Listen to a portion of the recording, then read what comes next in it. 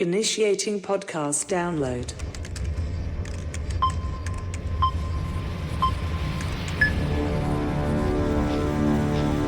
Prepare yourself.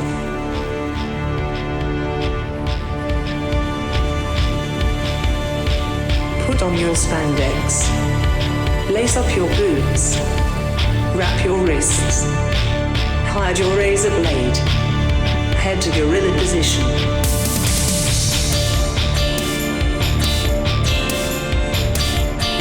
Grease up your hair. Apply baby oil. Okay, apply more baby oil. Get into gimmick. Keep your ears open and your mouth shut. Have fun and be safe out there, brother.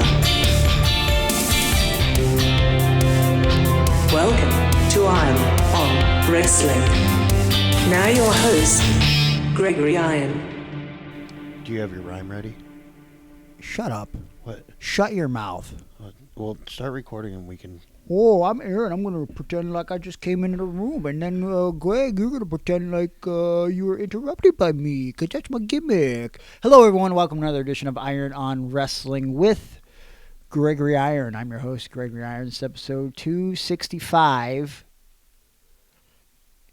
I'm Pardon the interruption. sad to inform you that Aaron is still alive. Oh, but not for long. Oh, no. Yeah. Oh, yeah. What? Yeah, doing this podcast with you has really put a strain on my heart. So Was that why Ben Boone sent you a card in the mail that says fresh, wishing you an angel's healing song and hoping you're feeling better soon? Mm-hmm. I hope that you heal from being Greg's podcast partner on a cloud in heaven with fishing poles. Love, Boone. Boone, you've turned your back on me. How could you? well, it's because he's a man of integrity. And also, you weren't supposed to look at that. I And just did. that was my mistake. I left it out on my kitchen table. Well, he sent me a similar card, but he was burying you in it. But he didn't mention that. That's why I recognized the cover. Well, I haven't seen that card, so in Well, my eyes, he's a pillar of establishments. What? Yeah, he's a bachelor, too. Pillar of establishments? He'll be retiring, so I want to wish him the best. I heard a rumor about that. Yeah. Well, I'm breaking it right here. Breaking the news. Well, I think he broke it on Facebook. Oh. Well, I didn't. That he's I going don't on get Facebook. He's going on a retirement tour in 2025. Well, I'm. Oh. Is there anybody else doing that? I think this is the first announcement for 2025 retirement tour. I don't know, but who is going to put their hand up when someone wants to get at somebody in the cage? I don't know what that means. He's the extra. He was the security guy. Oh, he did. That's how he got famous. He did put his hand. Yes, he put it in Dude, front of I CM love that. Punk, That's the shirt I would make. yeah. Listen, he improv. I would buy that shirt in a heartbeat. No one told him to do that. Yeah, well, he's Boone. He's He got knows he's what got, he's doing. he's got sense. All Yeah. right, and he is money. Do you dollars think the and other? cents. Do you think the other security guards or extras or whatever we're calling them? Do you think they were jealous? Probably. Yeah. But also, if they if they were in his spot, they probably would have just stood there stone faced. Yeah. Well, because they don't know what they're doing. And no disrespect to those guys, but you all suck. You're no Ben Boone. And I mean, like, not only is he Ben Boone, he gets all the poon. Yeah. Well, not only that too, but you were sitting here jealous as a mother. Shut up. You're like, You're whoa, hey, look at all Boone. You know you're happy that I'm back, but you were jealous last week. Seeing what I was doing in Florida, and you're even more jealous because, listen, I'm not the one that said this. You did. You said you starred in Johnny Gargano's vlog, which, of course, I've been a big fan of for a long time. So You dirty, what? rotten liar! What? Liar! I really I think Johnny... You are scallywagging your butt off right listen, now, and I don't like it. When it comes to my friends, Yeah. I want to put them over, but I am critical. And You've never even watched the show. I always want us to do better, but I subscribe. I feel like in this most recent episode, there were great improvements, and it's just coincidental that it coincided with me being on the show, and so Nobody even knew who you were. What's it that? had to say your name on it.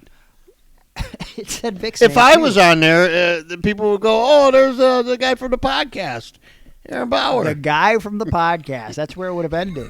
or just the guy, or Well, who plus, was that guy? In all fairness to you, you had a clean-shaven face, and nobody knows you with a clean-shaven face. Because I didn't even know that was you at first. I said, Johnny's kid, Quill, grew up that fast? Okay, I commit to the bit. Yeah. All right? Because I knew in my role, being Morph from the X-Men, that he is clean shaven. Okay? And I didn't shave completely, but I took the stubble down to a 1. Okay? And it shows because I wanted to grow back semi-quick, and also I don't want to take a razor right to my skin. Dude, my kids knew who you were and stuff. They popped huge when they saw the pictures from Disney. Yeah. You were their hero. What? I only provide for them on a daily basis more than what my means are. Mm-hmm. But all of a sudden, there's Greg Iron in a Disney photo with 3 different costumes on. Oh, he's somebody from the X people. You know what? One of the people that I didn't mention in the bonus episode, which we recorded for patreon.com/Iron Wrestling, where I talk about my experience and me staying an extra day in Florida last week to go to NXT. You dirty rotten. Which You're you taking all my dreams and living them out for yourself. You could hear all the info on the bonus version of the podcast, but one person that I didn't mention that I spent some time with was Ethan Page. And Ethan Page went out of his way when he saw me to not only come up and give me a hug, but he said, dude, you being Morph in the Disney not-so-scary Halloween party, I saw the photo, and then I scrolled through Johnny's time. I go to the next one. I go, where's Greg? Yeah. He's not in it. And then I go, wait a minute, who's Wolverine? And then I realized you were changing costumes. Dude, you rule. And Vic was like, don't put that over. And I was like, no, please put that over. Yeah, it took a lot of work, it seems like. How long were you in the makeup chair? So probably about 40 minutes. Really? Who did your makeup? Was it somebody from WWE? NXT? No, it was Candace's niece, Autumn. Okay. So also daughter of friend of the show, Cole Dawson, the brother of Candace. I've done some of his podcasts in the past. He's done like a bonus podcast with us over on Patreon. And so Autumn, I got the bald cap for the Morph thing, not thinking that there are other things that go along with the bald cap. And so I started freaking out, and this bald cap's going to look like shit. If you'd have just waited a week or two, you could probably didn't even need the cap. All right. Well, that hair's going fast. Very mean and unnecessary. And then Autumn said, well, what all do you need? And there was like some special latex and like prosthetic gum that you need, and she happened to have bought all this stuff from Spirit Halloween. Hand. And so okay, and then she did my makeup and everything, and so watch Johnny Gargano's vlog for everything if you want to see the complete video footage of all this. But I legitimately did not see my face until I went into the mirror, because I wanted to have a genuine reaction, and it was hilarious. It looked great and also terrible, and like the best and worst ways possible to just work for the bit. But so the thing is, I mean, because I'm a cheapskate, putting the work in of like changing the costume stuff, that did not matter to me, because again, I will commit to a bit. It was the money that I was like, I probably spent over $300 in costumes, because I had to buy the same Jean Grey outfit that Candace did, so I could dress like a woman. I had to buy a Wolverine costume, which that was hard to do, because I would imagine it was hard to find one in my size for a decent price, because they don't make little boy sizes. No, shut up. Oh. The Deadpool and Wolverine movie came out, and everybody wants to probably be Deadpool and or Wolverine, and then of course I had to buy separate pieces to make what I could with a Morph outfit, like from Amazon and everything. And so it all came together, and me and Johnny came up with the idea while we're at Disney, like, oh, you should film me in front of like a certain area, and then I'll keep snapping my fingers and changing the costumes, then we can have your production guy edit everything. So it was a real fun time, and it was cool that I got to spend some time with Quill, and he's getting so old so fast, and he's talking. Oh, and I like just remembering things. I'll crush you right now with What's this. that? He wasn't even fooled. He knew you weren't his mom. I seem a little bit confused. He was not confused at all. He's way smarter than what you're giving him credit for. Yeah. He was very upset when he saw me as Morph, and when he gets upset, he does start smacking himself in the head. So he did start. He was a little scared by me, and he started smacking himself. So well, that's not the first child that's been scared by you. Your ugly face. Okay, Halloween Horror Nights was very nice. A variety of haunted. What houses. were you doing at a bar? That's what I want to know. You were. It was a tavern. Okay. First of all. All right. What were you doing in there? What, you have a little drink ski? I was drinking. You having a little hot toddy? For your information, I was drinking Buzz Cola at Moe's Tavern because the IP is expiring, and the rumor is that there is no longer going to be a Simpsons land at the Universal Studios going forward. So probably if I go back next year, it might be gone by then. So that was potentially my last time eating a Krusty Burger and sitting in Moe's Tavern. And was the Krusty Burger good? What are you 1 to 5? What do you give it? I would say a Krusty Burger is a solid 4. You know, again, a lot of the burgers that I'm going to eat in most places will get probably a 4. It takes a lot to get a 5, and if you get a 3, like you have a questionable burger. If you get below a 3, like how do you fuck up a burger? It's hard to fuck up a burger. That's what I'm saying. I mean? Unless it's raw in the middle or something, or you char it to death. Yeah, but Krusty Burger is very delicious, and the fries are good. You get the Buzz Cola with it if you get the meal. And was there a teenager that served you? Now, there was no pimply-faced teenager there. They have like real adult staff members. Huh. I mean, I always enjoy the Krusty Burger, but I always get the Krusty Burger. I wish I would try. You always get it, so you've been there before. This was probably my 4th or 5th time there. Really? They also have a Cletus's chicken and waffles. And I always want to get the Cletus chicken and waffles, but I have not done that. Yeah. So you idiot. If it's still there when I go back, and hopefully I go back maybe the beginning of next year. Hopefully it's still around because I would love to try. In January, you mean? Maybe February. February? Closer to Quill's birthday, maybe. Okay. We should do something where you surprise the Gargano family and you open your suitcase and I pop out. Oh, I don't know if I have a bag big enough for that. Oh, I'm not talking about just my dong. Okay, really putting yourself over here.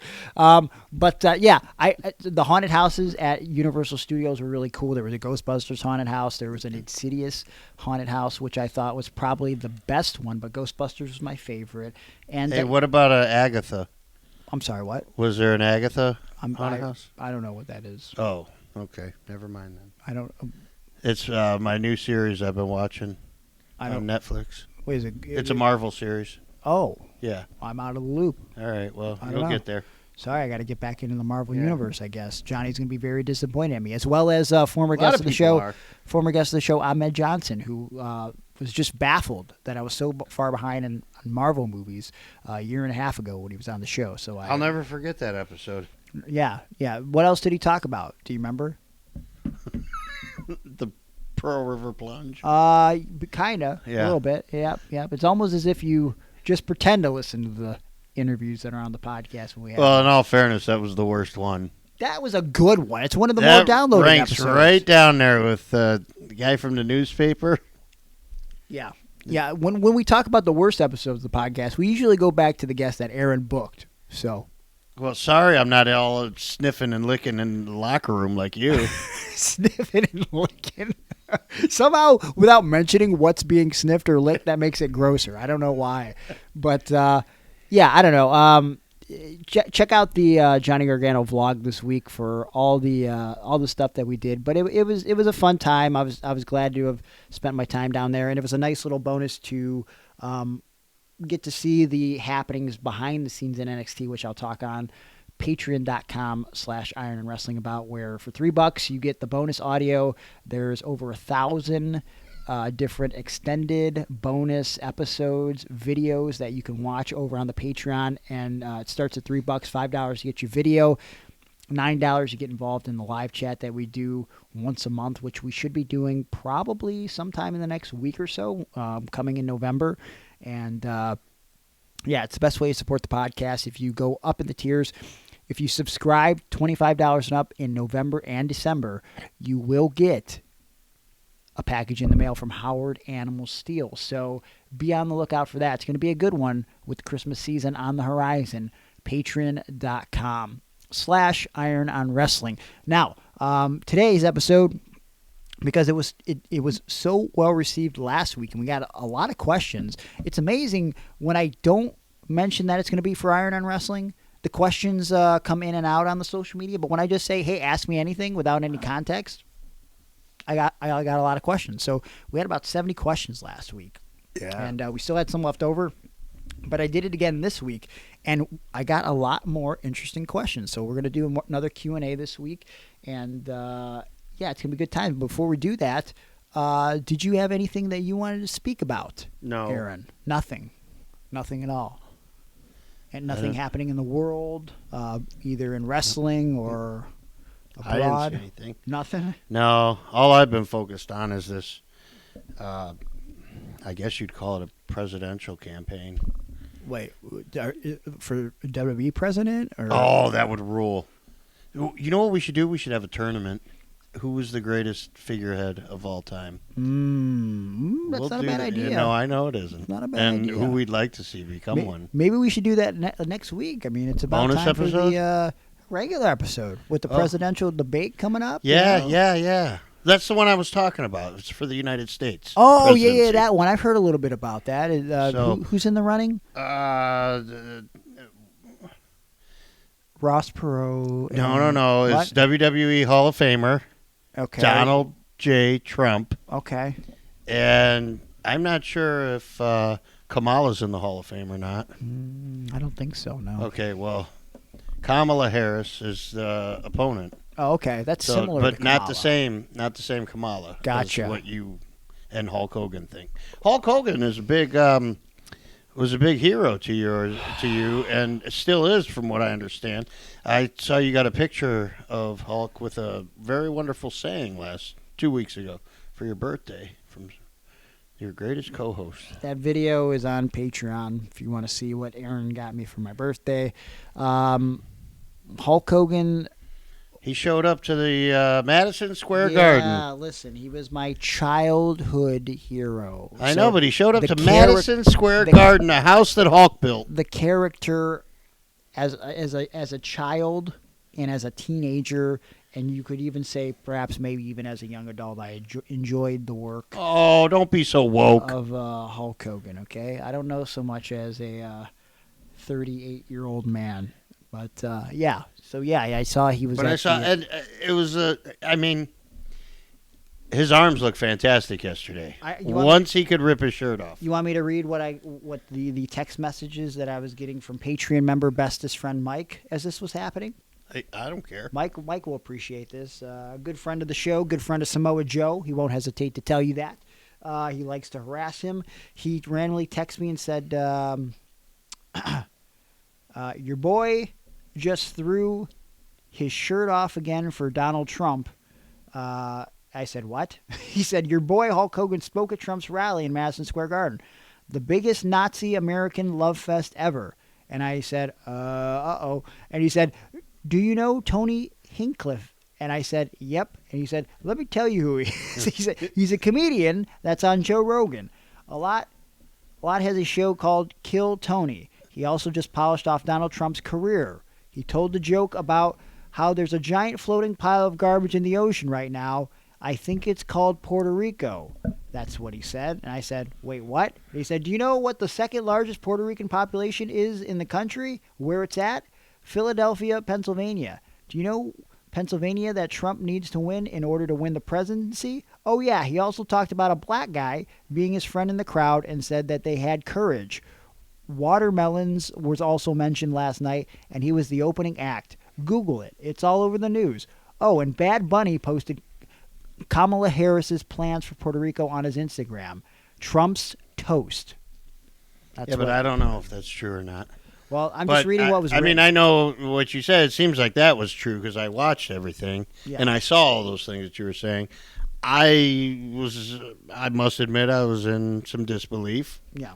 That was happening. You know what might be the worst part though? Not only that Hulk Hogan was there for the second time at a Trump rally, but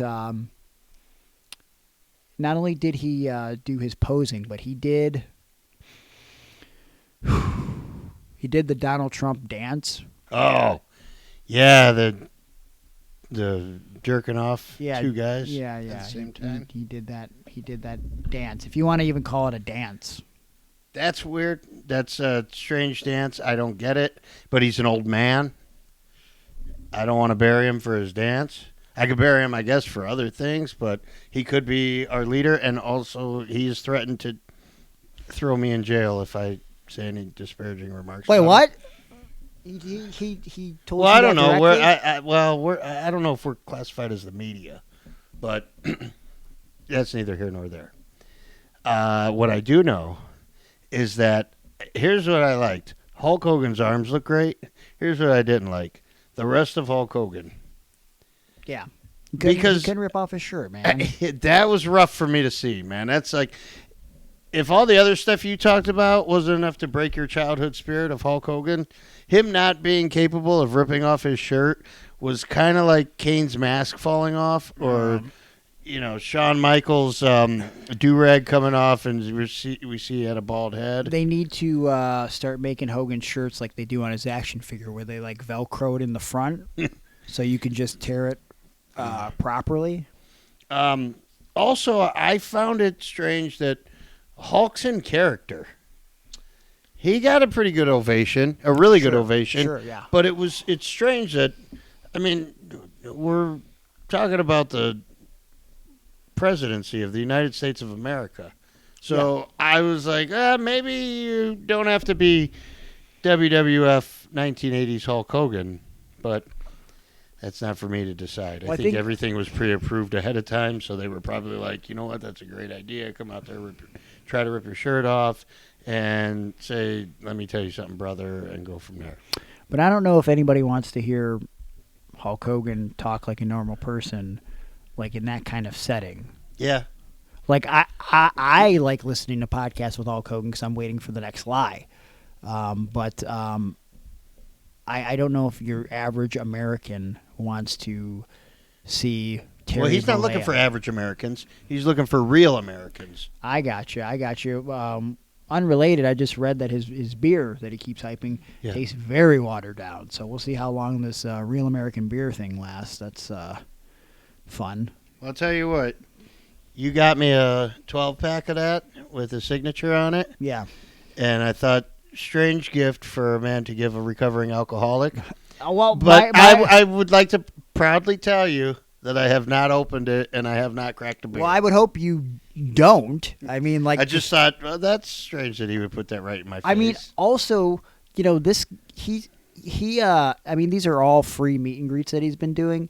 The signature that he's been putting on these beers are just god awful. I mean, they don't even look like Hulk Hogan signatures. Like, it's just it's real bad. Like, I look at these, like, the one on mine's terrible. Like, the one on yours was subpar.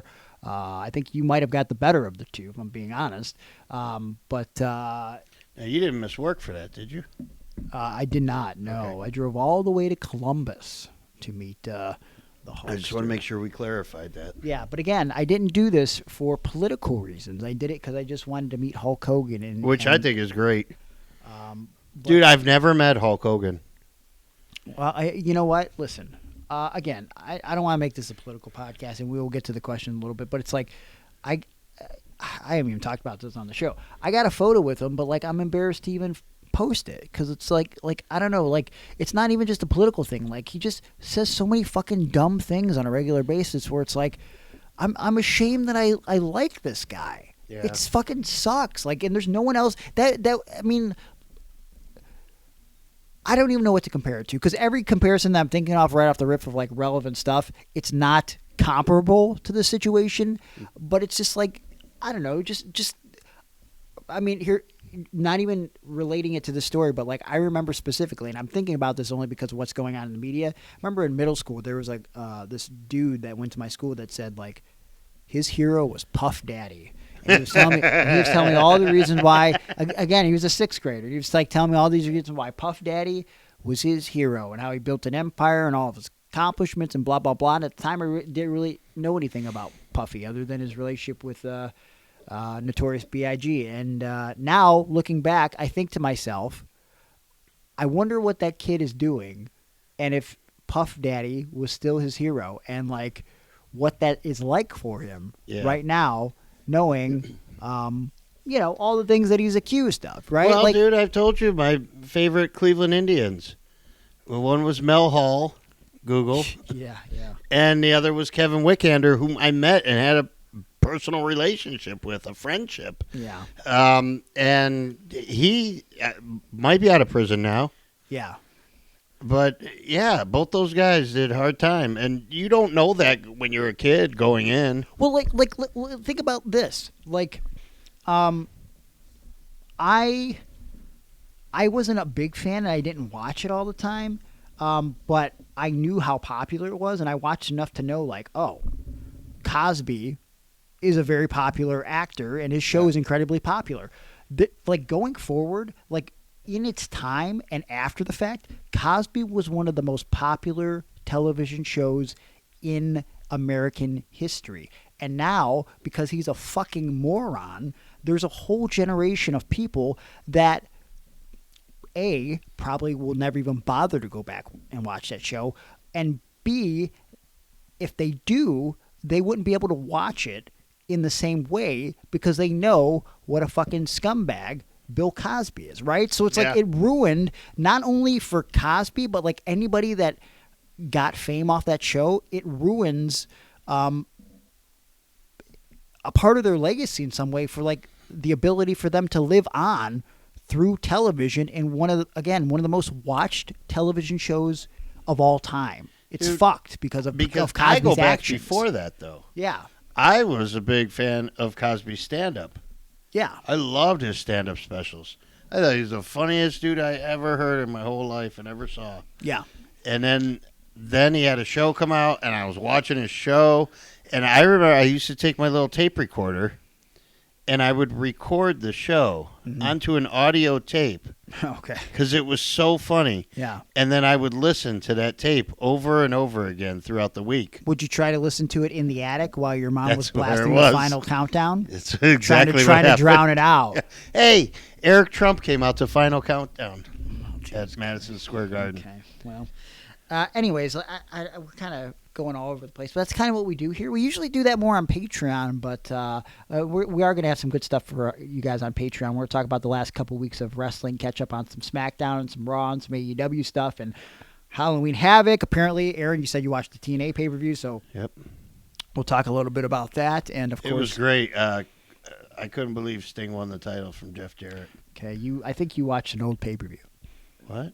Yeah, I don't think that happened. It was on the TNA channel. Okay, so The TNA network. you want to talk about your jailbroken Fire Stick again, or you want to kind of keep that on the down? I don't know what that means. Okay, so yeah, I don't know. I think we were probably going to talk more in depth on Trump and the election over on Patreon as well. In fact, if you're curious, we did a whole podcast 2 weeks ago on Trump merchandise, which is available on the internet. Which, hey, have you heard the term "hat on a hat"? Well, you'll hear a lot about that over on patreon.com/Iron and Wrestling. Like, I gotta find that again because I want to order that one. Literally a hat on a hat. But yeah, anything else you want to talk about as far as the Trump thing goes before we get into some questions? Madison Square Garden, quite the place to book. Well, that's where Hulk Hogan slammed the Iron Shack. Shack? Was that a wrestler, or is that a restaurant? Or no.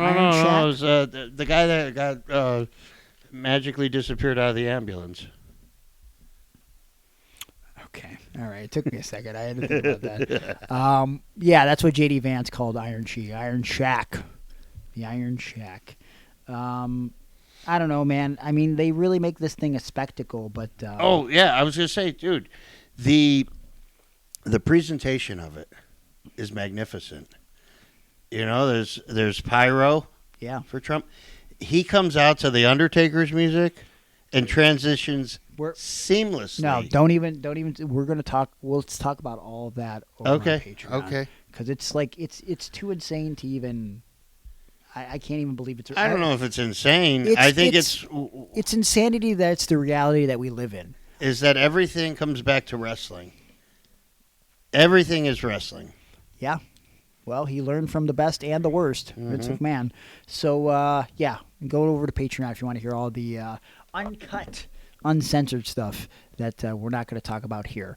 But, hey, why don't we take a quick break, and when we come back, we're going to take questions from not only last week that you guys submitted, but some questions from this week as well, with Patreon member questions prioritized. What do you say, Aaron? I say okay. All right. Hey, Greg, Yes. you still use products from TNT Health? I do. So do I. You got a promo code? I do. It's What is promo it? code IRON, IRONON. Save 10% on anything you buy. We could start our fitness today, not tomorrow. You like fitness? Yeah, I love fitness. You know, since you do, you can get a variety of fitness products over at TNT-health.com. Oh. Fat burners, muscle building supplements, pre-workout, post-workout, a variety of pro hormones over on the site. And Do they have Arnold Palmer drinks? not to my knowledge. Oh, okay. Do you know the size of Arnold Palmer's Shaft? I didn't say that. Okay, and I just mean his 9-iron.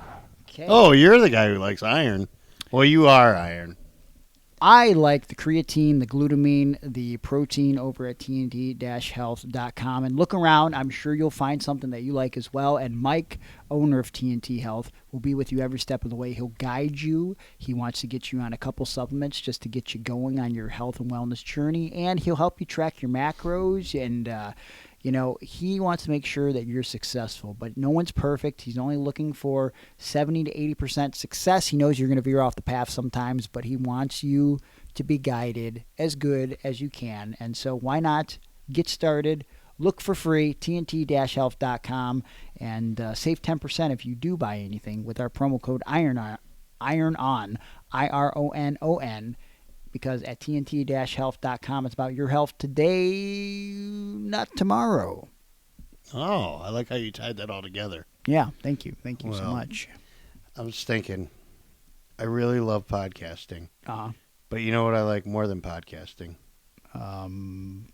Rodcasting. With a fishing pole. Jesus Christ. Hey, bro. Like we're on clouds, bro. Oh, no. And we're gay.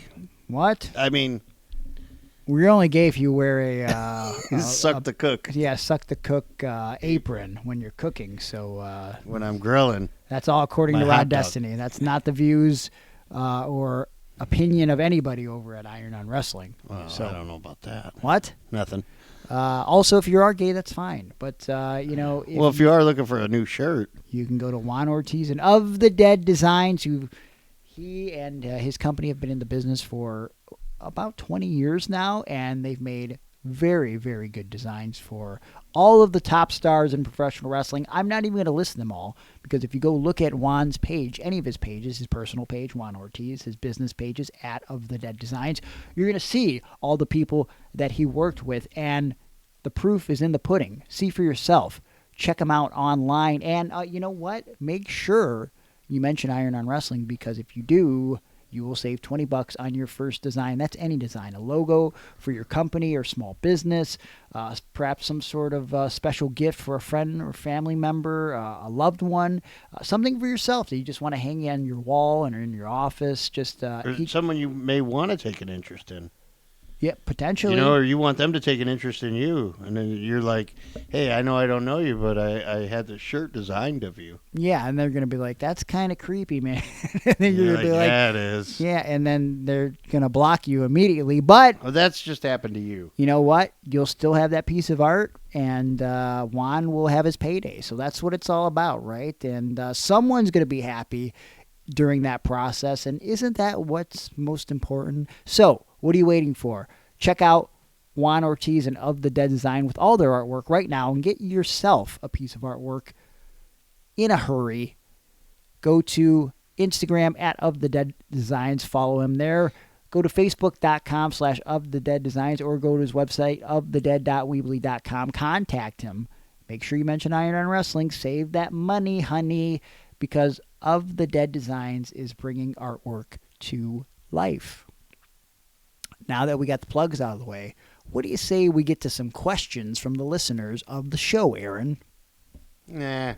No? Okay. All right. Well, that's What the do end of the listeners show. do for us? Download the podcast, invest in the Patreon, subscribe to the podcast. Never mind then. Yeah, buy we should merchandise. It's like I always said, we should go to the questions from our listeners. I like to call this segment Questions from the Listeners. And I got a special song I'd like to introduce. Please don't do it. These are questions from the listeners. Okay. These are questions from the listeners. Are you done? Remix. Guys, that was not written by AI. I just want you to know that. That's something No, that was only... by AB, Aaron Bauer. Okay, all right. Kyle Schoen says, hi, I sent you a DM on Messenger a while ago. I am an indie wrestler in England, so would you be able to correspond with me, please? I also have cerebral palsy, and it would be great to swap tips. Oh, yeah. Swap tips? Touch tips, I think, maybe is what he meant. No, let's go to the messenger and see what the message is. I don't know if I've seen this. Hi, your name was passed to me by John Kane, Aaron Martin wrestler. He told me about you, and I just want to say that I have cerebral palsy, and I'm also a wrestler. I'm 15, but would welcome any tips or other information to help me. Thank you, Kyle. P.S. If you want to see me in action, I post on my YouTube channel, Wrestling My Way. Hope to hear from you. All right. He's 15? He is 15 years old. I don't think that's legal. That was written on February 3rd, 2024. I would imagine... Oh, so maybe he's 16 by now. I would imagine that someone is allowing him to train. I would hope so. Well, Kyle, my advice to you, my friend, first of all, hello. Nice to meet you. Sorry I didn't see your message. Here's my advice. Quit the biz now. No. Oh, sorry. That was the advice Mick Foley gave to me. Okay. You know... Without ever watching me perform. You never hear any bad things about Mick. Except but this is one of those instances where, you know, maybe he had one bad day or a bad moment. He probably just got like news that someone in his family just passed away. He was feeling down, and Aaron, who wouldn't bright up anybody's day ever, just happened to come along and ask a question, and Mick, feeling down on himself and life, gave him maybe, you know, some depressing advice, and now Aaron will never let him live that down and tries to besmirch the good goddamn name of one Nicholas Foley. Hey, I have nothing bad to say about Noelle. When I met her, we took some pictures together, and that fucking clown was cool. Yeah, and those photos spelled the end of your last marriage, because it looked like you were licking the nipple of Noelle Foley in the photo. Right. Well, looks. Well, they're not always deceiving. Sometimes perspective doesn't help you in these situations, because you just happen to have stuck your tongue out, but you were way in front of her. But it just so happened that your tongue coincided with her nip. Nipular angle. Yeah. So, anyways, to answer this question, this ultra serious question about training with cerebral palsy, my advice to you is make sure that your trainer is reputable. And, I know the laws vary in England. If you are 15 or 16, I'm sure that's a pretty average age for someone to train over in the UK. Just make sure, the most important thing is with your cerebral palsy, you didn't really mention how severe your CP is. I think that's kind of important to know. You just want to work within your limitations and accentuate the positives, hide the negatives, and really, as long as you have a reputable trainer, you'll be able to do that. Make sure that no matter the case, you're not hurting yourself. And if you're being a wrestler, you're going to hurt yourself. But I mean in terms of, like, you know, your disability is creating pain and you're doing things that perhaps maybe you should not be doing it with a disability. This is kind of going off subject of the question, but that's the hardest part of my job as being a representation for the disabled community in professional wrestling. It's like you want everybody to aspire and to try to live their dreams, but if you are doing something detrimental to yourself in the process, then it's kind of counterproductive. So I'm going to give you the same advice that I would give anybody. When I got into wrestling, if I would have realized that A, I'm going to hurt myself, and or B, I'm not athletic enough to make this look realistic, then I would have to still get an education in professional wrestling so that I can understand the business properly and apply what I know to do something that doesn't require physicality. Writing, producing, something behind the scenes, even if it was a gopher. If you truly have passion for wrestling and you want to contribute to the business, you will find a way to do that without the act of professional wrestling. So that's the best advice I could potentially give you. Aaron, do you have anything to add to that, to young Kyle? I think whatever Greg said, disregard. Okay. Divide by 3, and then you'll get the real answer you're looking for. Oh, boy. One more thing before we go to the Patreon questions, which we usually prioritize. I just want to kind of have you piggyback off this one from last week because I think it was the most serious part of the podcast. In fact, I know it was, and I might have been the highlight of the show for me because, again, I think that's why people bond with us on the show. It's like, we're very vulnerable and open. We got a question last week from Keelan Jolly, who asked, and I wanted to get your thoughts on it, Aaron. What's your biggest struggle in life today? What triggers your anxiety, and how do you fight it off? So what do you got? Oh, gosh. I think maybe for me it's acceptance. And a lot of times I feel like I'm not respected enough. Okay. Like whether it's at work, in real life, family, friends. I see my friends going to do things that like I felt like I should be doing, like maybe getting pictures at the NXT table. Okay. All right. No, but seriously, sometimes I'm really happy for people, and I think you share this with me. Yeah. Sometimes we're like, hey, motherfucker, you're forgetting about us. Yeah. Like, we ain't shit. Yeah. We're good people that do good things. And I feel like I do that a lot in my day job, in one of my 4 day jobs. Yeah, yeah, you got it. And I feel like I get no credit a lot of times, and so that brings me some anxiety. What have you been trying to do to improve upon that? Because I over the years, as I've been trying to find that what I think is key for everybody, balance, it's trying to understand that even though we aren't necessarily in the positions that we want to be, again, perspective, if you change it, the world shifts around you. I understand that I find myself in positions that most people would only dream to be in, and seeing a lot of my friends reach cool heights or interact with cool people, like just off the top of my head, dude, watching Johnny team with Randy Orton, right, on random clips on YouTube, I remember sitting at home with him watching Randy Orton matches and studying Randy Orton matches, and so for him to be able to sit with him and get insight from Randy and work with Randy and become friends with Randy, man, that's cool as shit, man. I don't get jealous on that part. I think like, oh, that should be me. Yeah. For any of that, because I was never like that good. Where like Johnny, whatever he's doing, he deserves everything because he's so fucking good. Yeah. And his mind works in a completely different way than what mine does. He can think of 100 different things at once for a match and remember everything and where it goes and have the timing down perfectly. Yep. I may hesitate in my head which will cause me to then physically hesitate and maybe not be in the spot that I need to be. Johnny never has to worry about that. It's all like second nature to him. Yeah. It's almost like he learned to walk and a bump at the same time. Yeah. So I don't know, but I do feel like I don't. You know what? Let me give another answer.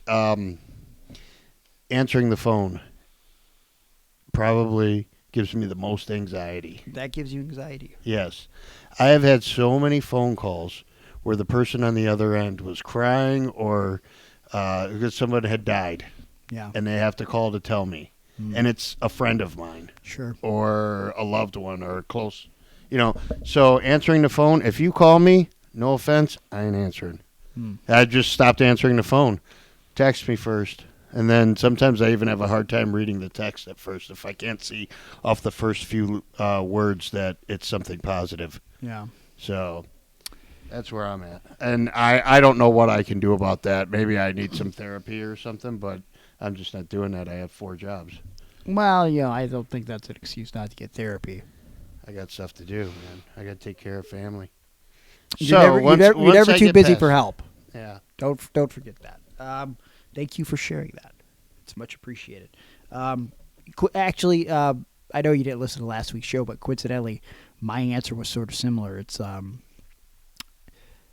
fear that I am going to disappoint and let down my friends. Yeah. That's a constant thought in my mind. It's like I have a very small circle of people that I truly, truly care about, and I just don't ever want them to think that I don't love and care about them. So that was kind of my thing. Juan Ortiz, who sponsors the show but is also on Patreon, says, most annoying thing you've had to deal with being a homeowner, random thing needing... Being a what? Homeowner.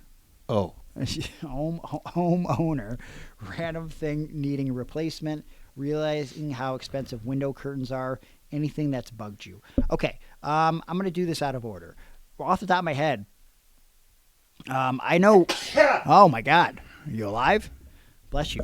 Gesundheit. Realizing how expensive window curtains are. Window curtains are expensive, but also anything regarding windows is very expensive. The curtains, the rods... hey, bro. No, stop it. The blinds, and specifically, like just replacing windows. Before my dad passed, he was in the process of trying to replace all the windows. Why? I don't know, because he was going through cancer treatment and couldn't afford that, but yet was trying to schedule window replacement because he felt like the house was a little drafty. It is not. And when he passed, he had just gotten an estimate for window replacement. And so then maybe a week later, we get this bill where it's like, okay, like, so if you're ready, we're going to charge you, I think it was like something like $7,000 to replace all of the upstairs windows, which there aren't, I mean, there's probably 1, 2, 3, let's just say 12 sets of windows. $7,000? We were like, no, absolutely not. So that's kind of crazy to me. I guess the annoying thing about being a homeowner currently is dealing with, as you're trying to fix things, it's the discovery of things that aren't done properly to begin with. And also, like, there's a little bit of black mold in the basement that I have to get taken care of, which obviously you don't want that in the house. But yeah, just finding stuff from like Well, if I was you, can I give you a little bit of advice Sure. from one homeowner to another Yeah, please. Home is where you make it. I'm sorry, what? Home is where you make it. If you find that black mold down in the basement and you take a poster, say of a 12-year-old version of Alyssa Milano, Okay. you put it over the black mold, problem solved. Oh, kind of like that hole in your ceiling? Yeah, that's I was going to mention that when we got to my part of this. Yeah. Just, put it like a towel over it. Yeah. Or it's kind of like, did you learn all your homeowner skills from watching Big Daddy?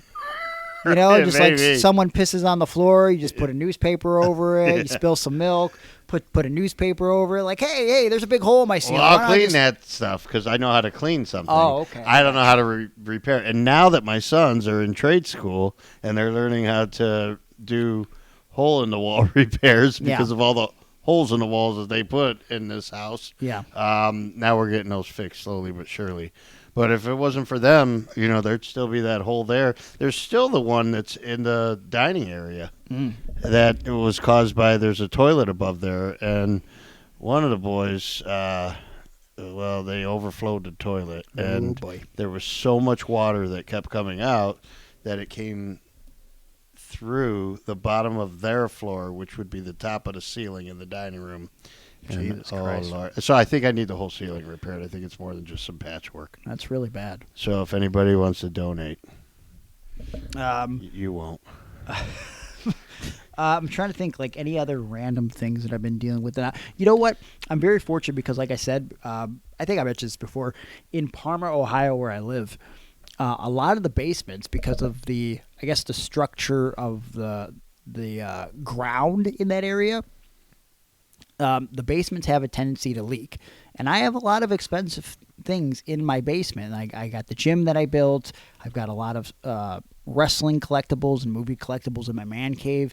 And thankfully, my dad paid a few years before he passed to really get everything sealed and under control in the basement. So I have like the only basement in Parma, knock on wood, that never floods when it rains really bad. And at the moment, like I said, other than discovering things that like weren't done properly by my dad or the previous homeowners, I haven't encountered a really bad problem. So very thankful for that thus far. Thank you for the question, Juan. And best friend Mike asked, have you ever stuck a Mentos in your butt? No. Why would I have done that? Why? I'll tell you what. You're on Patreon. You're paying me money, and this is the question you're going to ask me? No. Why would I have stuck a Mentos in my butt? Question. Did you mean to follow that up with like asking like, did I stick a Mentos in my butt and then like maybe pour some Coca-Cola on it or something? Like it has like some sort of science-y effect? No, because you stink so bad because you're always pooping with your broccoli here. I think that's why. Other than that, I know a guy that stuck Vicodin up his butt because he thought it would disintegrate faster. He'd get a bigger high. And why did you do that? No, it wasn't me. It wasn't you. No, I either would chew mine because it would get into the system faster, or I'd crush them and snort them. But you can't just take it and swallow the pill whole because it just takes too long to dissolve unless you have grapefruit juice, which it speeds up the process. I shouldn't be. Yeah, this is what you're doing is much like the DARE program in the 90s, which was historically the biggest failure in the history of Cleveland public schools, or public schools in general, just because, if you teach the kids how to do drugs while telling them to just say no, they will just go and try to do the drugs because you've intrigued them by telling them all the bad things that happen. Like, oh, you'll see great colors and have these visions and blah, blah, blah, and all the pain will go away, and you won't think about the suffering of everyday life. And so just say no. Just say no. Good times. Yeah. Great logo, though. Hey, we had a contest in the 5th grade to make signs that we would put in people's yards for the Just Say No campaign. Okay. And so this is during the Nancy Reagan days. Yeah, huh? yeah. Okay. I think it was, I'm going to say like 87 maybe. Okay. And my signs, hugs, not drugs. Okay, and the other slogan I came up with was grass is for the ground, not for your mouth. And I regretted that sign. Not because I'm such a weed activist now, but because it was so long to put on one sign. And I was in charge of doing that because I came up with that slogan. Hugs, not drugs, easy as hell. Wow. A lot of people have stole that slogan since you came up with it. The hugs, not drugs? Yeah. Yeah, I think that was one that everybody could come up with at the time. Eric over on Patreon asks, which canes would you have on your Survivor Series team? Cocaine. Well, that's actually a choice. He's put cocaine, Yeah. mask cane, unmasked cane, corporate cane, blue cane, that fake clone one, citizen cane, gain, candy cane, raisin cane. Okay, so I mean, if I have a Survivor Series team, I can only pick 4 of these Kanes. I think. I mean, if we're being realistic here, I can't have masked Kane, unmasked Kane, corporate Kane on the same. I mean, they're the same person. You can't pick all of those Kanes. It's just unrealistic. I would pick masked Kane, but I would pick masked Kane from 2002 because he came out to Slow Chemical and he had that cool mask with the mouth showing, and I think that's my favorite version of Kane. Yeah, I know you don't like Slow Chemical because you're a fucking piece of shit. I like my chemicals fast. Okay, all right. So I would pick masked Kane.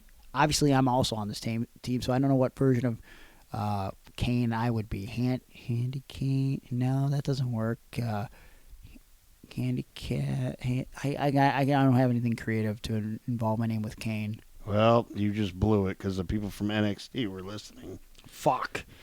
Mass Kane, Gregory Iron. I think I'm picking. I'm not picking fake clone Kane because that's just he sucked. Cocaine, because I think based on the backstory with my mother, I think that perhaps maybe there could be some sort of bond, but also like tension between the two of us. Citizen Kane because it's an all-time classic film. I've never seen it. Yeah, it's good. It's one of those things where you would think like I don't want to watch this, and then you would watch it and be like, you know what, it's kind of it's one of the standard bearers for like movies. It's good. What about John McCain? He was definitely against WWE and all wrestling back in the 90s. John McCain? Yeah. Was he? Yeah. Republican. They were out to get us. Really? Did he? I don't remember him doing anything against wrestling. It was in the torch. Mass Kane, Greg, Cocaine, Citizen Kane. I guess the last one's going to be Gain because I'm a big fan. So that's my Gregory Iron and Kane team. What about you? That's awesome. Well, I have to pick a Kane team? Yeah, so it's got to be you. Yeah, I Mass got Cocaine Kane. for sure. It's my first round pick. You and Cocaine. Yeah. Your other choices are Mass Kane, Unmasked Kane, Corporate Kane, Blue Kane, that fake clone one, Citizen Kane, Gain, Candy Cane, and Raisin Kane. What about Canes? Just Canes, the chicken place? Raisin Canes. That's what it's called. Is that Raisin Cane? Yeah. I thought it was just Canes. No, it's Raisin Canes, and maybe this is a hot take, but I think their stuff is shitty. I've never been there. Yeah, it's not even worth it. Okay. But I'll pick that because I do like chicken tenders. Okay. So that's on my team. So they're throwing chicken tenders. Yeah, because even a bad chicken tender is pretty good, you know. Sure. So Cocaine. Yeah, Raisin Cane. What about Candy Cane? You don't like Candy Canes? Yeah, I'll take Candy Cane. I actually got a picture with Candy Cane. I like how he didn't. She was a dancer at the, I want to say it was the, Lusty Lil's. Yeah, out in Brook Park Road. Is it still around? No, it was probably a couple of years it was open. Okay. But here's a good story about that. I don't know if it's good, but I went to Lusty Lil's one time with good buddy Tiger Rudo. I was freshly 18, and I might have been 19 by this point because we had been hitting the strip clubs pretty hard. Okay. And on stage, I saw my 7th grade crush. And she was dancing to My Angel is a Centerfold. Na, na, na, na, na, na. Okay, so I looked and I was like, oh my God, I think that's so-and-so. I don't want to say her name. And, she's dead. So it's Andrea. Okay. And R.I.P. Andrea. You yep. need to besmirch your name now. All right. Well, no, that's no besmirching. I mean, well, maybe. But girl had to make money. And I saw her. Then she saw me. I came right to the dance aisle or whatever they have, or whatever that stage is. And she leaned over to get my dollar. And she looked and she's like, Aaron? And I was like, Andrea? Yeah. And she's like, yeah. She goes, what are you doing here? I was like, I don't think it's strange that I'm here. Yeah. What are you doing here? Yeah. And she said, well, this is how I make money. And I went, yeah, well, that makes sense. So get a lap dance or... And, she gave me a lap dance. Boy, oh boy. Yeah, it was great. And she moved away, and she passed away about 15, 20 years ago. They do a motorcycle run for her every year around these parts. Oh, that's so nice. That's nice. Keep her memory alive. Yeah. I don't know if anybody knew she was stripping in the evenings. That being said, would you say that your final Kane would be a regular version of Kane of some sort? Kane unmasked or corporate? No. I want Kane to debut and rip the cage off the door off the cage at Hell in a Cell. I mean, not a bad choice. Yeah, give me that one. Doesn't have a song. No, with I want the lyrics, one but- DX Kane. Oh. Where he wore the green and black. He said his first words. Yeah. Suck Because it. I want him to wear the green and black outfit again. That never happened. It was real life. No, that never actually happened. All right. Thank you for the question, Eric, you son of a bitch. Who else do we have from Patreon? We had one more for Patreon, I'm pretty sure. Where'd it go? Let me find it. Kale over on Patreon.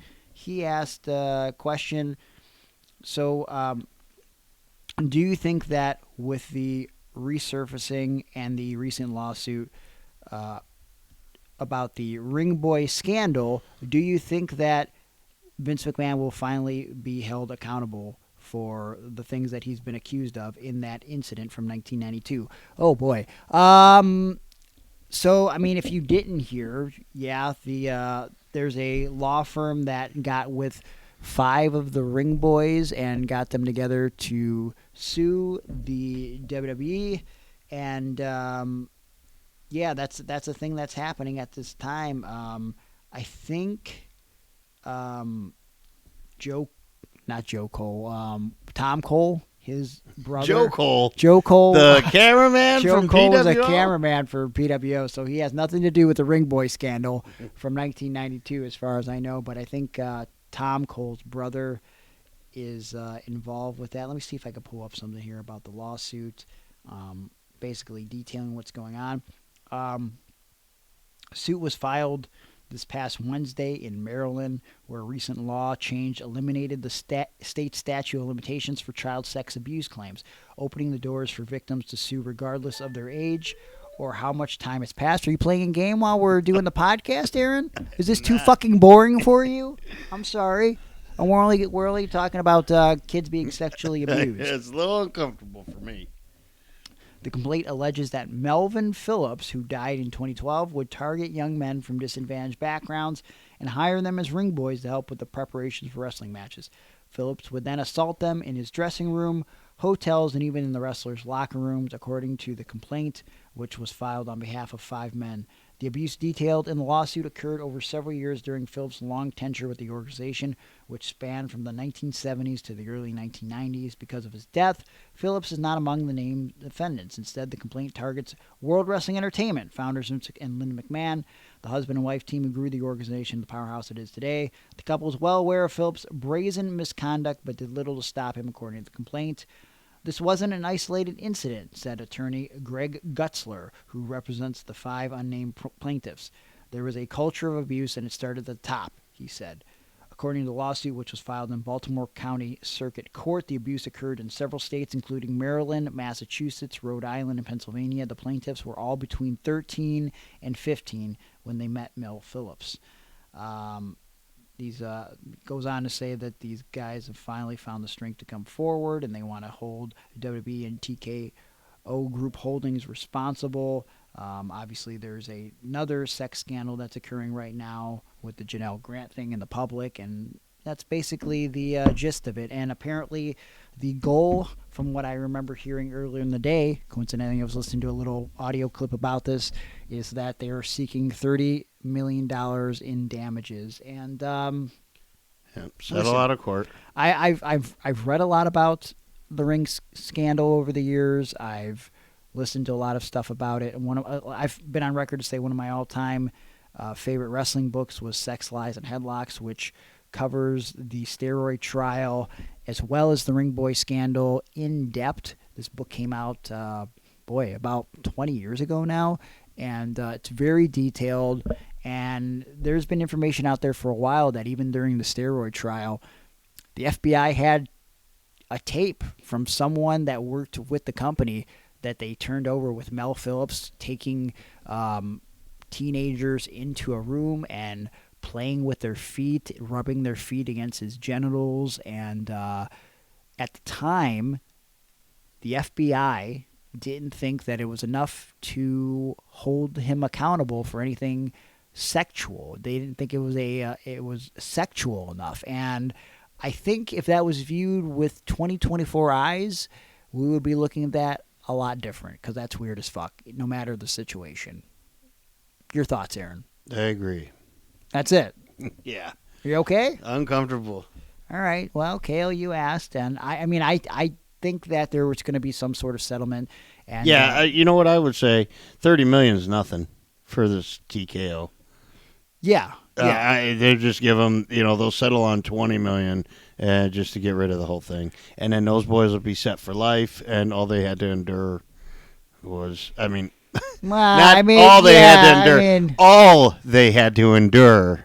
Yeah. Will justify the monetary settlement. Yeah, and that's all they had to endure. And we'll see if we learn any new information, because one of the other things that has been going around for a little bit now is I don't know if you knew this, but Tom Cole committed suicide not too long after Pat Patterson passed away, and his brother, Tom Cole's brother, that is, has sort of mentioned and alluded to the fact that Tom never really liked that after Pat Patterson passed on, that there were so many people talking so glowingly about Pat, because I think Tom saw another side, or claimed that that Pat had more to do with some of the shit that was happening than was actually let on. And even as recently as the Mr. McMahon documentary, Tony Atlas talked about Pat Patterson grabbing his shit. And I don't know. We'll see if more information comes out. I also heard a rumor that apparently there's another McMahon documentary coming out. Which one is this one about? Jim McMahon, the football player? No, it's still about Vince. But it also is going to involve a lot of the Ring Boy stuff. And there's no details exactly about when that's going to come out, but it's been talked about on a couple podcasts. So we'll see if that comes to fruition in the near future. And at the end of the day, I wish the best for all of those men who were kids that had to put up with that. And it's just unfortunate that, I guess we'll close it on this. It's clearly something was known about this happening, because it became an inside joke on TV. There were jokes made about Mel Phillips on television. Vince fired and rehired Mel Phillips after 6 weeks with the caveat of, you could come back just as long as you don't hang out around kids anymore. Mind you, again, this is... He wasn't even that good. I mean, I don't know him. I literally... maybe he was great backstage and, helped out with the ring and putting it up. Did he ever do an A or a B show? I feel like I've never really seen Mel Phillips on camera. I knew exactly who he was. I know who he is, too. I remember hearing him all the time. I want to say he was more of a... what was Monday's show? Primetime? Yeah. And that was when they would show, back in the day, that was, and maybe All American Wrestling, they were they would show, it was like a clip show. So you'd see one match from Poughkeepsie, and then you'd see another match from Madison Square Garden. They wouldn't sync up with, it wasn't a complete show from one designation. I got you. So, yeah, so that's how I knew of Mel Phillips. All right. Well, that question, that's a hard topic to talk about. Let's see how many more questions we can get to in the next 20-ish minutes here, and then we're going to do some bonus stuff for Patreon. Let's see. Andrew Brown says, any favorite memories of Tracy Smothers? Man, we talk about Tracy on this show all the time. Just this past weekend, again, on a road trip, I had to show my brother, who's seen it before, but he wanted to watch it again, Tracy Smothers compilation of promos in Cleveland All Pro Wrestling that Joe Dombrowski uploaded to YouTube years ago. It's almost a rite of passage. You have to watch that video if you want to ride in the car with me.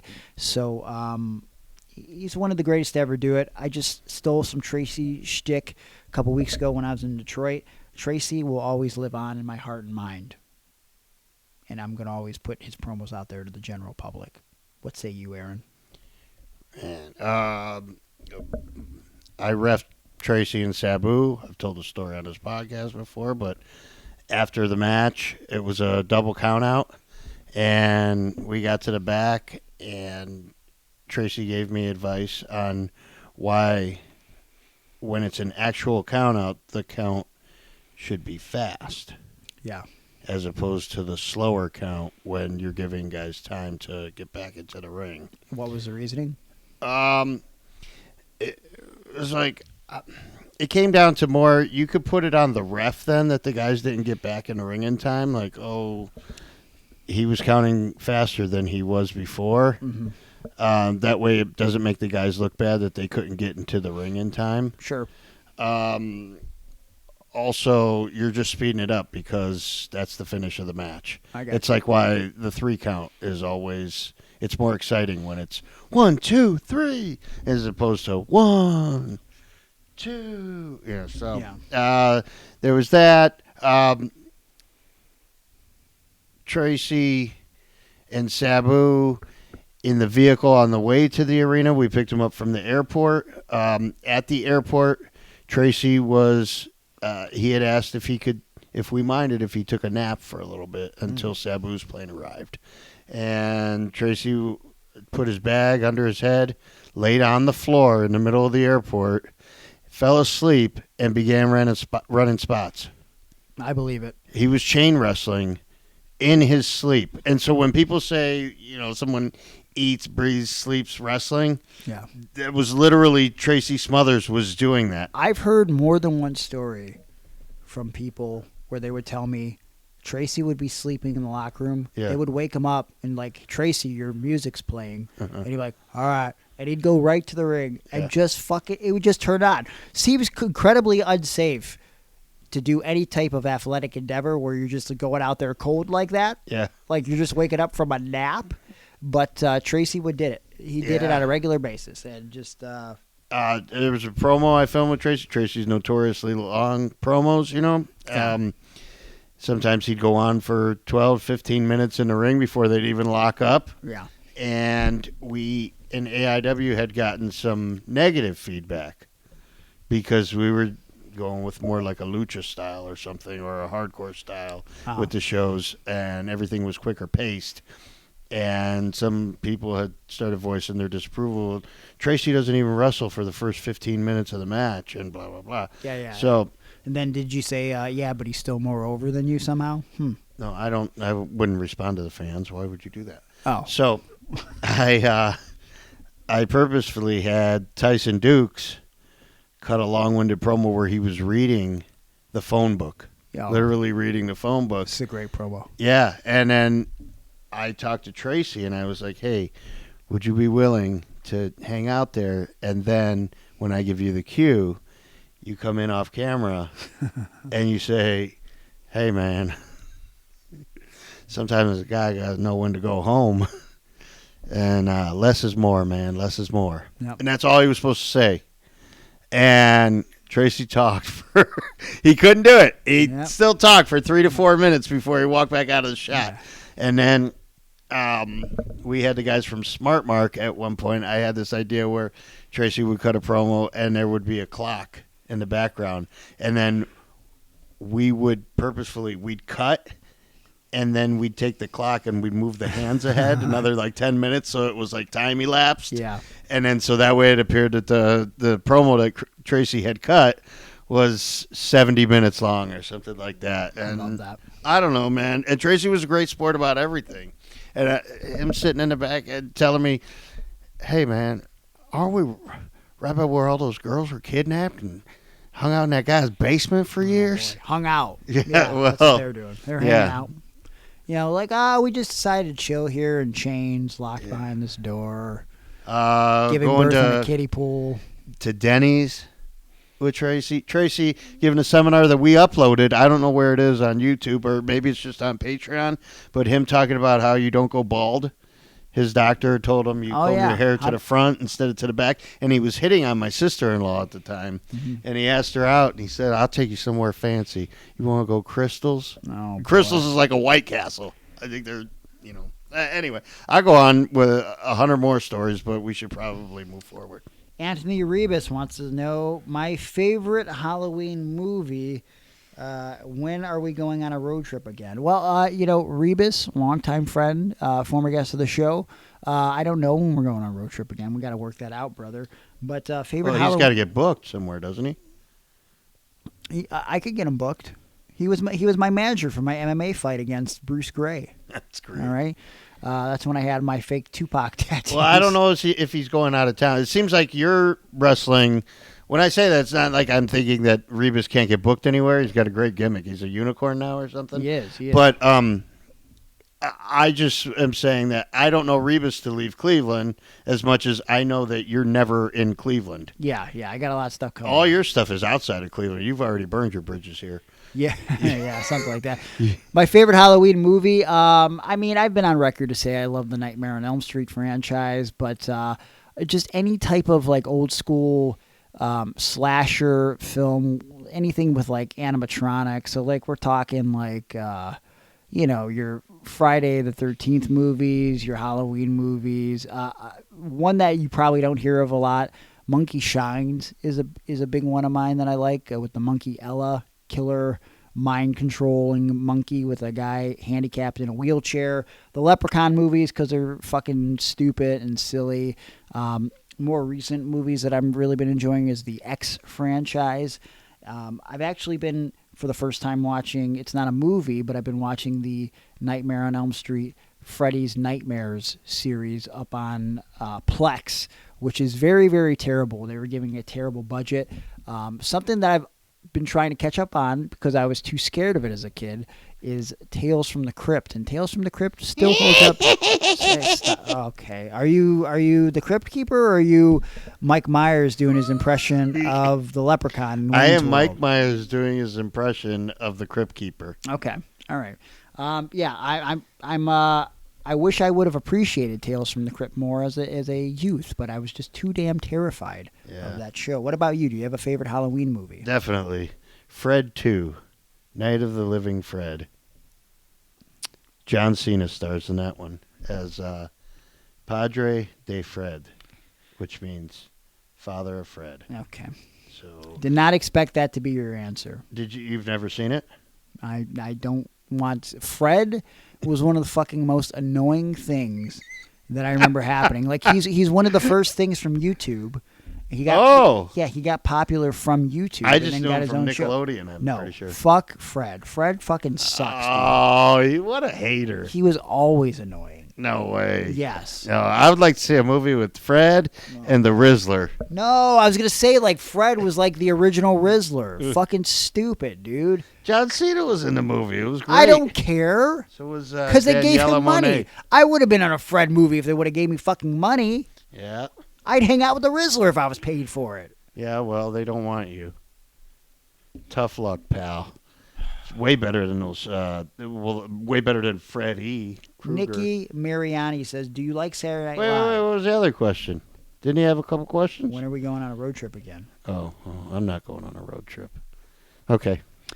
Do you like Saturday Night Live? If so, favorite cast member, past or present, favorite sketches?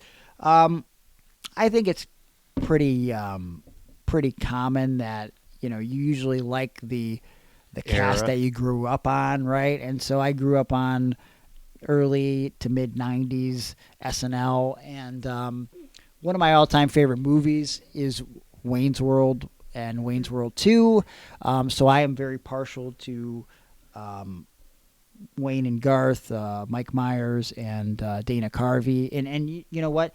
Dana Carvey's one of my favorites. I always thought as a kid the Dana Carvey show should have lasted longer, and I'm a weirdo. If you never saw that show, when I rewatched it as an adult, it's still weird as fuck. Probably weirder than I remember, to where I was like, oh, that's why I'm into this show. Like, it's super fucking weird.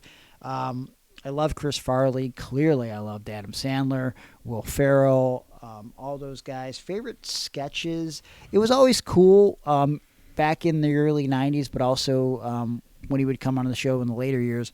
Anything with Alec Baldwin was always fun when he was on there. Not a sketch, but one of the musical performances that stand out to me is, I think we've talked about it here, when Sinead O'Connor did the Fight the Real Enemy and tore up the picture of the Pope on the show. That always stands out because it was like fucking wild that she did that on live TV. Chris Farley, when he was with, David Spade. I mean, anything with Spade was great. When they did Tommy Boy and when Chris Farley did Beverly Hills Ninja.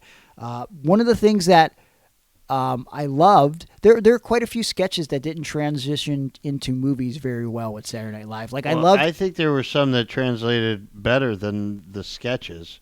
I like those Night at the Roxbury guys. See, I think most people hate Night at the Roxbury, but I enjoy it. Oh, what a great movie! They do the whole parody of Jerry Maguire. That's a good thing. Yeah. Or when they parody I forget the name of the movie now, but the dude was holding a radio in it. Say Anything. Yes, yeah. That movie was freaking classic. I love that movie. And then give me Ladies Man. See, Ladies Man is another mixed bag, but I like Ladies Man. Tremendous. And I like the skit Ladies Man. Can I offer you a fish sandwich? Yes. What a classic line. I know. I've asked so many girls that. That was Flip Kendrick's big thing. Yeah. Can I offer you a fish sandwich? He liked to say that to the ladies. Game over. Yeah, It's Pat would not hold up today, but I used to like those sketches. I didn't like it. The movie is one of the worst fucking things you'll ever see in your life. Yeah. Do not. Even if you like I wasn't even movies, a big fan of Sandler in Saturday Night Live. Yeah. I like everything he did after Saturday Night Live. Yeah. It felt like he was just getting ready to be great when he was on Saturday Night Live. I always liked the cheerleader sketches that Sherry O'Terry and Will Ferrell would do. Yes. They're always great. And you're right, Wayne's World, I think, is probably number one all time for me, too. Yeah, for sure. Hans and Franz, they wanted to pump. Oh, that was great, too. Also, if you are going to watch a terrible episode of SNL from that time frame that I really enjoyed, find the episode with Steven Seagal. It's bad because Steven Seagal didn't want to do anything funny, and he just wanted to beat up people. And so, there are some really terrible sketches. You find a YouTube video about it or something if you don't want to watch the whole episode, because it's arguably the worst episode of SNL of all time because Steven Seagal just takes himself way too seriously, and it is a train wreck. I think it, in terms of being awkward, it ranks right up there with one of the recent episodes with Elon Musk. I think he did in the last 3 or 4 years. Elon Musk as a host, yikes, weird as fuck. He has been, to me, in my opinion, the worst advocate for Trump. He's terrible at speaking. And I know it's, I guess English isn't his first language. He comes from another country. Yeah. Right? Well, I don't know. I think he... I mean, he's against migrants, but I believe he's an immigrant. I don't know. I'm not really sure. Because I remember hearing on a podcast one time, I believe him and his brother were on a podcast I was listening to. It was just about making money and inspiration and finding your whatever. And his brother had said, well, we're not even actually citizens. And he's like, shut up. Don't say that. Oh, okay. That's so I think it's hard for him to sometimes speak in our language. Last question for this week, and then we'll wrap it up, and we might get to some of these next week, but we'll definitely be taking more questions again. Tommy, I don't know how you say your last name. I'm going to butcher Tsunami. it. No. Akabuchi. What is your Mount Rushmore of jobbers? Okay. So I think it's got to be... You got to put the Mulkeys on there together. That's what I got. Right? Yep. That's. I would make that one jobber. I could see that. I think you got to go. Iron Mike Sharp has to be on the Mount Rushmore of jobbers. I think you got to do. Oh boy, two more jobbers. You got to put Brooklyn Brawler on. I was gonna say Brooklyn Brawler because I feel like he probably is as far as growing up, he's the quintessential jobber. He's one of the last jobbers. Yeah. Barry Horowitz, you pat on the back. Yeah, that's probably It almost ruins it that he got that push for a little bit. Yeah, Because it kind of disqualifies him, but he was still a jobber anyway. yeah. I was gonna say it was probably between Barry Horowitz and maybe Dwayne Gill, but I would probably give. Gosh, like you, because you can argue like who. I'd put Tom Stone in there too. I don't even think he was that popular, but when I was growing up, Yeah. I remember Tom Stone. Yeah. Because it was always like the big boss man and his opponent, Tom Stone. Yeah, It Tom was Stone. such a plain name. Yeah. I mean, yeah, you could make some arguments here, but it's like when I think about like giving Barry Hardy feels like he should be on there too, but like Yeah, but the Hardy Boys ended up making it. okay, well, they're not. He's not a brother of the. Okay, well, I think those are some good. So, so you agree then? It's going to be Horowitz, The Mulkeys, Brooklyn Brawler, and Iron Mike Sharp. I'll go with that. You can't. I'll second that I any feel day. like Mike Sharp is like the head of the jobbers. Honestly, he's got to be the centerpiece. I always felt like enough attention wasn't made of when a jobber was on WCW one week and then on WWF television the next. Yeah, that was always weird. Yeah, like I feel like if you were, it was just like the Nitro Raw days. Yeah. If you were on Monday Night Raw one week, Lex Luger, and then showed up to Nitro the next, that was a big deal. Well, how come it wasn't when Barry Hardy did it? Well, I think like we need to really think about it and maybe come back to it next week. We could do probably Mount Rushmore of WCW jobbers because they actually gave their jobbers like ridiculous characters, Oh, like yeah. like 100%. Roadblock or Dude, something. I was gonna say like my number one WCW jobber is Roadblock, and I always think of that episode of Nitro where he wrestled Luger. And Luger fucking Wrecked tried him. like That's the first thing I think two of. or three times to get him up, and he finally got him up. And it's like the one of the biggest pops in the history of Nitro because like crowd's like, I don't think he can get this motherfucker. And like Lex could have easily had him like go to the second or something, or try to go to the top to Dude, get him. he could have finished him with that forearm or something like But that. I'm saying, like, if he was dead set on doing the torture rack, Yeah. he could have had the guy go up top and have got him no problem. But he fucking deadlifted his awkward fucking big wide ass up there. That's wild. Speaking of those guys, man, I remember there was like Men at Work, maybe. Oh yeah, yeah. Yeah, they had street signs and Yep, stuff. yep. So Roadblock and Men at Work, right there, that could have been like a 4 horsemen if we get another guy that worked in the street business. I would say maybe what was his name? Randy Hogan. Yeah, I mean, that's a prominent enough jobber. Right. I mean, come on. yeah. Let's save this for another episode. Yeah, or a let's- bonus or something. But yeah, I love this idea. I love jobbers. Thank you for all your questions this week. We're going to do some more stuff, more current stuff, and whatever else pops into our mind over at patreon.com/Iron Wrestling. You're going to have 2 bonus episodes this week, and it's definitely worth your time and money. It's the best way to When are we support going the to film show. the second one? Record the second one. Right after this one. Oh, sweet. $3 gets you in the door, all the audio. $5 gets you video. $9 gets you involved in the live chat with us. We follow you back if you subscribe to any one of those tiers, by the way, including the $25 tier, which if you subscribe for November and December, you will get something in the mail before Christmas from us and Howard Animal Steel. Patreon.com/Iron Wrestling. Check it out. Subscribe to the podcast wherever you download podcasts, iTunes, Spotify, Audible, wherever you download them. Make sure you subscribe to the YouTube channel as well.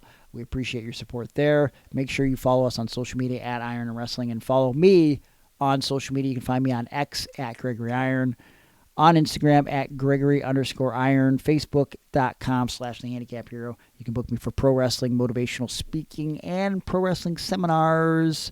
I appreciate that. Actually, you can see me this weekend. I will be at Pro Wrestling King in South Bend, Indiana. I believe that is correct me if I'm wrong, a 5 p.m. start time. So come on out to the show. I think doors actually open at 5, bell time 6. So if you're in the area, if you're watching Crown Jewel, watch that first, but then come on out for some live wrestling over at Pro Wrestling King. It's going to be fun. And then Some real wrestling. Not that phony stuff they put on what is it called? The WWE Network? that doesn't even barely exist anymore. Oh. It's mostly on Peacock. And Peacock. Yeah. Everything's going to be on Netflix soon, brother. But ProWrestlingTees.com/IronOnWrestling. ProWrestlingTees.com/Gregory Iron for my shirts, Aaron shirts, Iron on Wrestling shirts, Rod Destiny shirts, a plethora of shirts for you to purchase and support the show with. Cameo. If you want a shout out from Gregory Iron, I will be there for it. And that's all I got to plug. What do you want to plug, Aaron? Oh, man. I'm so disenfranchised with social media right now. You know what? You can write into the show on physical letters. Yeah? Yeah. Do you have an address? Yeah, it's going to be a P.O. box. What's the P.O. box? It's 17. Don't send anything to that because that's not real. 17B. 227. Oh, boy. You ever seen that show? Amen. All right, that is it until next week. Thanks for listening. We love you guys. Hopefully you'll come back to see us next week. And, or listen to us. Hey, listen, the election is right around the corner, Yeah. so make sure you cast your vote. Every vote matters, and, Just like I cast my rod. Hey, bro. Until next week, here's a kiss. Goodbye.